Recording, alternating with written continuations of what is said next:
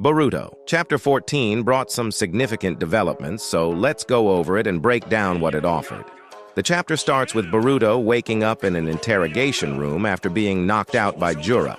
He's greeted by Ibiki and Konohamaru, who are ready to interrogate him. Outside, we have Shikamaru, the two elders, Ino, Amado, and Ada, who is keeping Kawaki and Demon informed of the situation.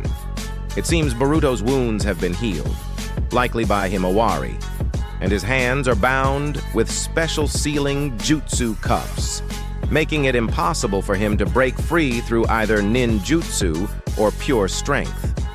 While Boruto is being interrogated, Ada, Kawaki, and Demon have their own little side conversation. Demon taunts Kawaki, pointing out that the effects of omnipotence won't cover up the lie he made about Boruto killing Naruto, since that lie was concocted after omnipotence had already taken effect. Boruto then drops some critical information about the humanoid Shinju, their identity and their plans, revealing that they are using those they captured as a source of power. We also find out that their targets include Sarada and Konohamaru. This part of the chapter has a lot of panels focusing on Amado, who is visibly concerned and unsure about this new development. While he's typically the most knowledgeable about the Otsutsuki and the Ten Tails, this new humanoid form seems to be beyond even his understanding. Remember, there is some indication there will be a connection or confrontation down the line between Amado and Jura from this chapter. And also, since Amado is the one who kept modifying everyone with Shibai remains, where Shinju seem to be hunting Otsutsuki, tied in their parasitic symbiotic relationship. And it's at this point that we get the bombshell of the chapter, a confirmation that Jura is manifestation of the Ten Tails itself. What's also intriguing here is that Boruto says that if Jura is defeated, the planet would stop being in danger. This is as it indicates he's the only one that might evolve into a real Shinju if he devoured an Otsutsuki. As he's their leader, it might also indicate the other Shinju might not necessarily follow the evil path, so to say, but I find this less likely, as they're still driven by instinct. Jura just helped them realize that.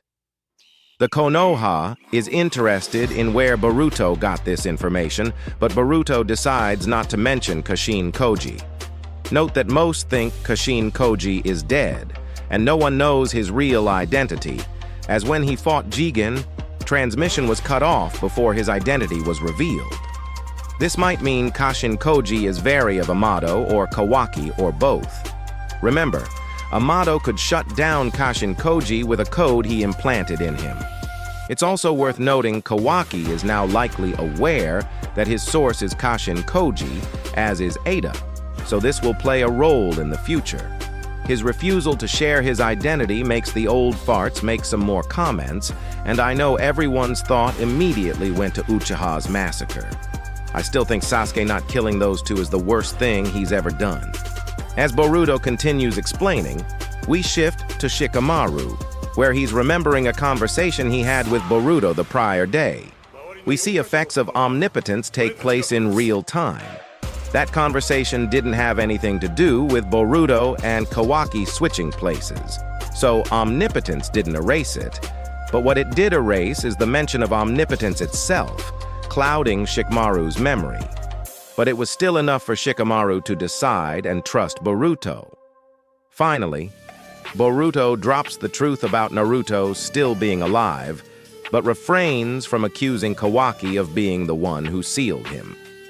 That surprises Demon, who's been clowning on Kawaki and hoping this would happen since the conversation started.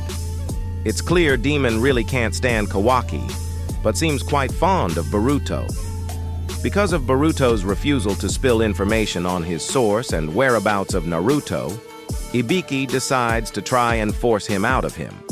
This makes Shikamaru reach out to Ino for help, but surprisingly, Ino refused. She's in the hospital where Sakura is healing her child, and it's the sight of Inojin that makes her refuse Shikamaru's request. It seems she is very, and due to effects of omnipotence, doesn't want to risk helping someone she considers an enemy of Konoha to not risk Inojin's safety once again.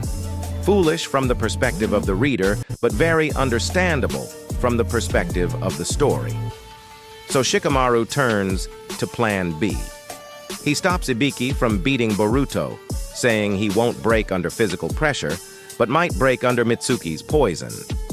Before Mitsuki enters the room, Shikamaru gives him the code to free Boruto of his handcuffs, and almost immediately since entering the room, Mitsuki goes after Boruto, supposedly in rage, but secretly frees him, allowing for his escape.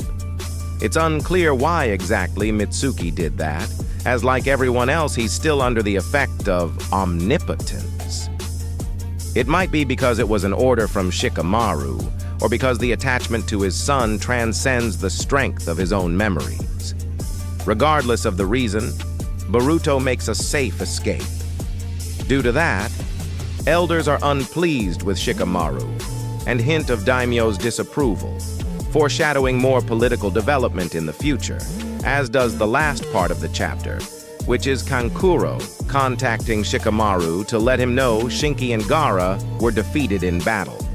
Both are still alive, but Shinki got into a tree, so Ikamoto did a good old misdirection with a previous chapter, as Shinki is the new Shinju named Ryu that we see at the end of the chapter.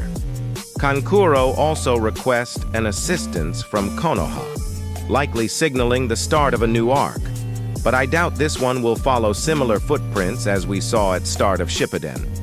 But it signalizes a deeper involvement of other villages, and further political development. Overall, this was a decent chapter, albeit a bit slow, as it mainly served to get most of the characters to the same level of information that we, the readers, already had.